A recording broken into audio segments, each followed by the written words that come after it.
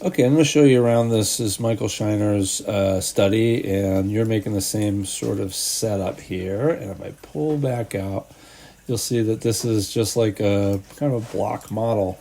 I'm going to turn on the different lights that I have. So if you look over on the right here, I'm going to turn on everything at once, and it lights up really bright. And I'll show you why in a minute. But with this shoebox setup that we're trying to do, we have just basically just some very basic walls. I have flat walls that don't have any architecture in them, and then I have other walls that I just turned on and off, like this one here that has a doorway cut out, and then I think I had one more on the other side here, if you zoom in, that has a window. And this is the study, and they're pretty spare. Objects like cameras and the walls or anything else will appear, but not all of them are always rendered within the sequence that you make. So let me just go back out. I'll show you a few things to start with. I make a cinematics folder here. So every time I make a new camera, and I do that for every scene, you can make a new camera, by the way, just called test camera. And you can move it around. You can actually turn the camera on and off so they don't actually appear. There's a big one right there, just popping through the scene. So if I zoom in and out, you can tell now. I'm going to go to this one here. I'll turn it on and off. And it shows this little box every time you click on a camera. It shows you a preview of what it is that's going to be actually in the scene, and that's important. So when you go to make a new camera, you're going to come up here, and you're going to use the camera actor. There will be the camera actor. You will give it a name, and you just right-click it, edit, and rename right there. And this one is outside somewhere, and that's why it's really bright right now. So we'll just turn that one off. I'm going to undo. I'm going to bring some of these other cameras back on. Okay, so there's a camera here that I had, right? And that's showing the edge of the desk a little bit out of focus in a really blurry wall. You can hit the little pin here. If you were to move that camera around in space, so I'll do that right now. I'm going to maneuver myself out of the scene, out of the wall a little bit, and I can still see inside. So say I was like, oh yeah, I want that camera to be, a little bit higher up, something like this, and I want to see something a little different in the scene. It'll update inside of there. Say I want to rotate it, same thing.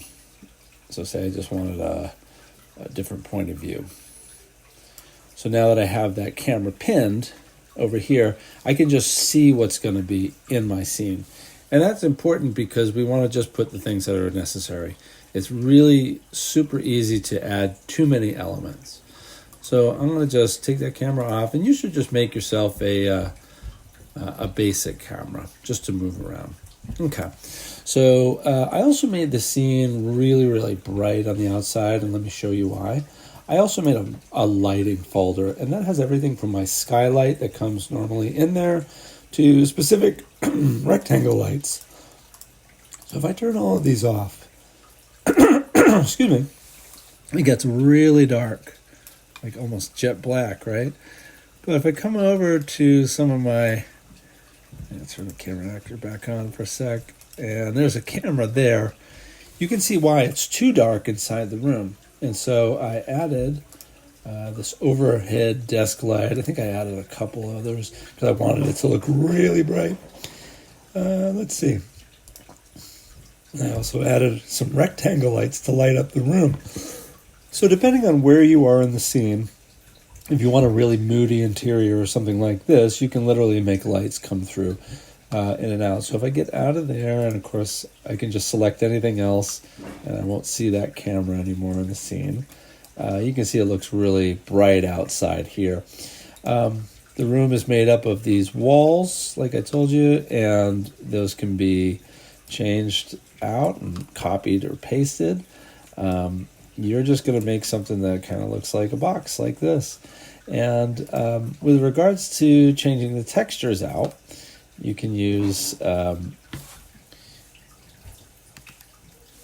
your folder here, and you can navigate to where the material is. So you can see within here, I've actually made an entire room over in Blender with the, all the materials added to it. And then I just brought it into Unreal. It was a lot easier to create.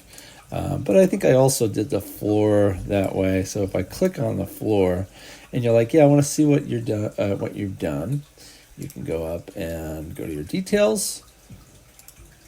With that thing selected, you can navigate to the actual mesh. So you can just hit this little button here and it will open another version of the content browser. And there's just a rectangle and there's a floor. And again, I think I just made a rectangle that was thick in Blender and I added a texture over there. But of course, you could always make some changes to it. So say, for example, I didn't want to use this material anymore. I wanted to use, I don't know, any one of the other materials that are available. I could just swap those out. Okay, so, and I'm going to undo that real quick. That brings me to the last thing. You're going to try and material these over in Blender. It's just easier, but you can always bring those materials into the engine as well. And make a square, make a shoebox like this. Add one camera actor.